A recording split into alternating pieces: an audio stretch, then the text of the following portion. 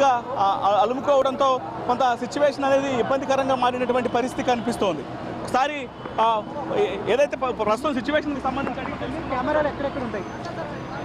ప్రస్తుతం అధికారులు ఆ మెషిన్లను ఆపరేట్ చేస్తూ మంటలను పూర్తిగా కంట్రోల్లోకి తీసుకొచ్చినటువంటి ప్రయత్నాలే చేస్తూ ఉన్నారు. ఒకసారి ముందుకు వెళ్ళి సిచ్యువేషన్ని గమనించేటువంటి ఆ ప్రయత్నం చేద్దాం. అసలు ఆ పరిస్థితి అనేది ఎలా ఉంది ఏంటి అనేది కూడా ఒకసారి నేను మీకు చూపించేటువంటి ప్రయత్నం చేస్తాను. సార్ ఇక్కడ మనం ఏదైతే అసలు మంటలు చెలరేగినటువంటి ప్లేసు ఇది కేఎస్ఆర్ ఫ్యాషన్స్. మంటలు మొదటగా ఇక్కడ ప్రారంభమయ్యాయి. ఇక్కడ నుంచి మొత్తం వరుసగా ఇక సెకండ్ ఫ్లోర్లో అలాగే థర్డ్ ఫ్లోర్లో ఉన్నటువంటి అన్ని షాపులకు మంటలు వ్యాప్తి చెందడంతో ప్రమాద తీవ్రత అనేది చాలా ఎక్కువగా మారింది. ఒకవైపున అగ్నిమాపక శాఖ అధికారులు చేరుకున్నారు, డిఆర్ఎఫ్ సిబ్బంది, అలాగే లోకల్గా ఉన్నటువంటి అంటే హెచ్ఎండిఎస్ నుంచి హెచ్ఎండబ్ల్యూఎస్ నుంచి వాటర్ బోర్డు నుంచి వాటర్ ట్యాంకులు మొత్తాన్ని కూడా తెప్పించడం జరిగింది ఫైర్ ఇంజన్లతో పాటు. వాటన్నిటి సాయంతోనే మంటలను పూర్తిగా అదుపులోకి తీసుకొచ్చేటువంటి ప్రయత్నాలు అయితే జరుగుతూ ఉన్నాయి. అయితే ఇదంతా మనం ఒకసారి చూడొచ్చు. పిల్లర్ నెంబర్ 1042 ఇక్కడ ప్రజెంటు మెట్రో స్టేషను అంటే మెట్రో సిగ్నల్కు సమీపంలోనే ఇదంతా ఈ యొక్క అగ్ని ప్రమాదం అనేది చోటు చేసుకుంది. ప్రస్తుతం ఈ ప్రాంతం అంతా కూడా నిత్యం ఇక్కడంతా హాస్టల్స్ ఉంటాయి, అలాగే వాహనాల రాకపోకలకు మెయిన్ ప్రధాన మార్గంగా ఉంటుంది. నేషనల్ హైవే ఇది. సో ఇటువంటి ప్రాంతంలో ఈ యొక్క అగ్ని ప్రమాదం అనేది చోటు చేసుకోవడంతో కొంత ఇబ్బందికరమైనటువంటి సిచ్యువేషన్స్ అనేవి కనిపిస్తూ ఉన్నాయి. అయితే ప్రస్తుతానికి ఎటువంటి ప్రాణ నష్టం అనేది జరగకపోవడంతో కొంత ఊపిరి పీల్చుకున్నప్పటికీ పెద్ద ఎత్తున ఆస్తి నష్టం సంభవించేటువంటి అవకాశాలే కనిపిస్తున్నాయి. ముందంతా కూడా చూడొచ్చు ఆ మంటల దాటికి పూర్తిగా షాపులన్నీ దగ్ధమైపోయాయి. కింద గ్రౌండ్ ఫ్లోర్లో కొన్ని షాపులు పాక్షికంగా దెబ్బతిన్నటువంటి విజువల్స్ను కూడా గమనిస్తూ ఉన్నాం.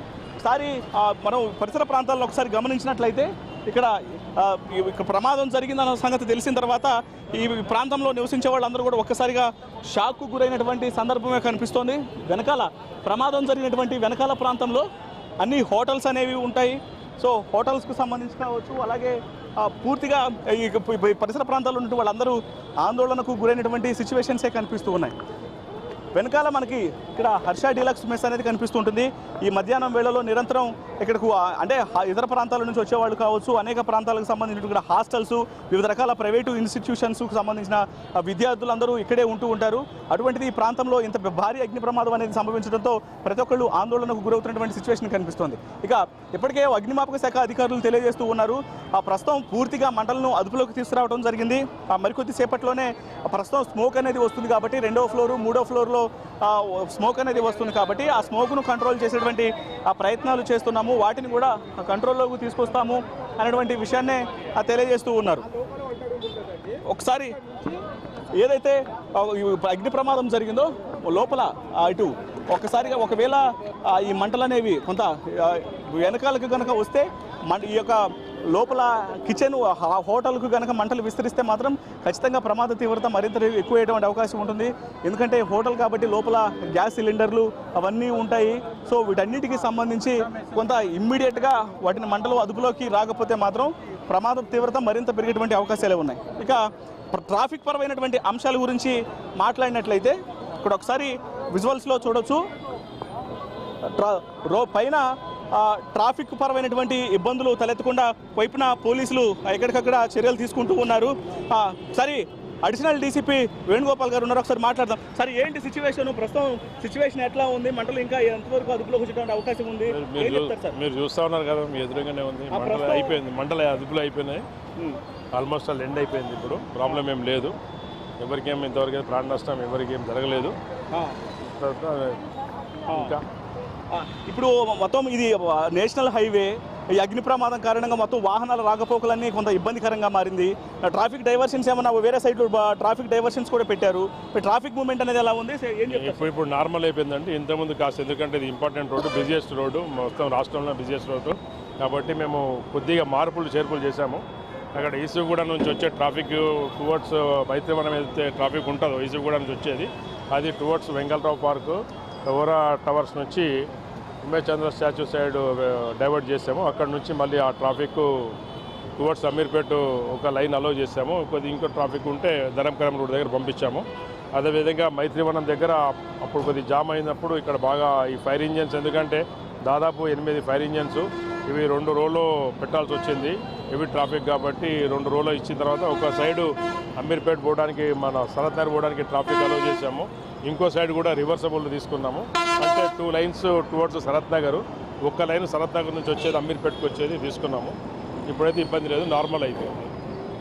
లోపల అగ్ని ప్రమాదానికి సంబంధించినటువంటి క్యాజువాలిటీస్ కానీ వాళ్ళందరూ కూడా ఒకసారి అంటే షాపులు క్లోజ్ చేసేసుకున్నారా? అప్పటికే ఏమన్నా ఎవరికైనా గాయాలైనాయి అంటే అప్పుడు వాళ్ళకి ఇన్ఫర్మేషన్ వచ్చినట్టు ఉంది, ఇమీడియట్గా చూసినట్టు ఎవరు చెప్పినట్టున్నారు, అందరూ బంద్ చేసుకున్నారు. క్యాజువాలిటీస్ అయితే ఇంతవరకు అయితే మా దృష్టికి అయితే రాలేదు. సో అది ప్రస్తుతం ఇప్పటికే ఆ పరిస్థితిని కొంత అదుపులోకి వచ్చింది కాబట్టి మరికొద్ది క్షణాల్లోనే ఆ యొక్క సిచ్యువేషన్ మొత్తాన్ని కూడా కంట్రోల్లోకి తీసుకొస్తాము అనే విషయాన్నే పోలీసులు తెలియజేస్తూ ఉన్నారు. మరోవైపు ఈ యొక్క ప్రధాన మార్గం అనేది నేషనల్ హైవే, బిజియెస్ట్ రోడ్డు కాబట్టి అందరికీ కొన్ని డైవర్షన్స్ అనేవి పాటించడం జరిగింది. కొన్ని డైవర్షన్స్ను పెట్టాము. అటు యూసఫ్గూడ, అలాగే ఇటు సికింద్రాబాదు, ఎస్ఆర్ నగర్, ఖైరతాబాదు తదితర ప్రాంతాల వైపు వెళ్ళేటువంటి ప్రజలు ఆల్టర్నేటివ్ రోడ్స్ను చూసుకోవాలి అని అంటూ ఇప్పటికే తెలియజేయడం జరిగింది. కొంత పరిస్థితి అనేది సద్దుమణిగింది కాబట్టి కొంత రిలీజ్ చేశాము. ఇప్పుడు వాహనాలు యథావిధిగానే వెళ్తూ ఉన్నాయి. కాకపోతే ట్రాఫిక్ పరమైనటువంటి ఇబ్బందులు తలెత్తకుండా కొన్ని జాగ్రత్తలు తీసుకున్నామని అంటూ ఇటు పోలీసులు తెలియజేస్తున్నటువంటి పరిస్థితి కనిపిస్తోంది. ఇప్పుడు ట్రాఫిక్ సంబంధించి అంత క్లియర్ అయిపోయినట్టుగా కనిపిస్తుంది. అక్కడ మంటలు కూడా ఆగిపోయినట్టుగా కూడా కనిపిస్తుంది. కానీ కొంచెం ఉన్న స్మోక్ కూడా, పొగ కూడా మరికొన్ని సేపట్లో అది కూడా పోయే ఛాన్స్ ఉంది కాబట్టి సో బేసికల్ గా అంతా మెయిన్ టాపిక్ వచ్చేసి అసలు ఎందుకు ఈ మంటలు దేనివల్ల వచ్చాయి, ఎక్కడ నుంచి వచ్చింది అనేది ఇంకా ఐడెంటిఫైడ్ అని చెప్పొచ్చు. సో దానికి సంబంధించి పోలీస్ అధికారులు ఏం చెప్తున్నారు, ఫస్ట్ అంటే ఎక్కడ కూడా ఫైర్ సేఫ్టీ మెజర్మెంట్స్ ఎవరు పాటించలేదన్న విషయం క్లియర్ గా తెలుస్తుంది. పదే పదే అదే ఏరియాలో ఇలాంటి ఇన్సిడెంట్ జరుగుతున్నప్పుడు ఆ ఇన్సిడెంట్ కి సంబంధించి ఆ హోటల్స్ కానివ్వచ్చు, షాప్స్ కానివ్వచ్చు, ఆ ఓనర్స్ కానివ్వచ్చు, వాళ్ళ పట్ల ఎలాంటి యాక్షన్ ఉండబోతుంది, ఫ్యూచర్ లో ఇంకా కఠినతరం చేయబోతున్నారా, ఈ ప్రికాషన్స్ అన్నిటిని కూడా ఎలా ఉండబోతుంది నియర్ బై ఫ్యూచర్ లో?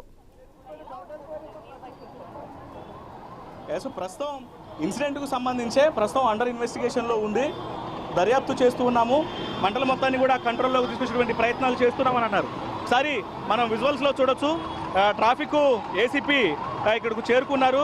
హరిప్రసాద్ ఆయన ప్రత్యక్షంగా ఉండి వాహనాలు ఎటువైపు వెళ్తూ ఉన్నాయి, ట్రాఫిక్ పరమైనటువంటి ట్రాఫిక్ ఇష్యూస్ అనేవి ఎట్లా ఉన్నాయి, ట్రాఫిక్ను ఎట్లా డైవర్ట్ చేయాలి ఏంటి అనేది కూడా గ్రౌండ్ లెవెల్లో ఉండి పర్యవేక్షిస్తున్నటువంటి సిచ్యువేషన్ చూస్తూ ఉన్నాం. ఎందుకంటే బిజియెస్ట్ మార్గం ఒకసారి విజువల్స్లో చూస్తున్నాం. వైపున ఫైర్ ఇంజన్స్ పనిచేస్తూ ఉన్నాయి, మరోవైపున వాహనాలు వెళ్తూ ఉన్నాయి. సో వాహనాల రాకపోకలకు తీవ్ర అంతరాయం ఏర్పడింది అనేది ఇక్కడ మనకు గ్రౌండ్ లెవెల్లో చూస్తూ ఉన్నాం. సో ఈ సిచ్యువేషన్కు సంబంధించి సిచ్యువేషన్ మొత్తాన్ని అదుపులోకి తీసుకొచ్చి మంటలను right Ratnakumar, thanks for the updates.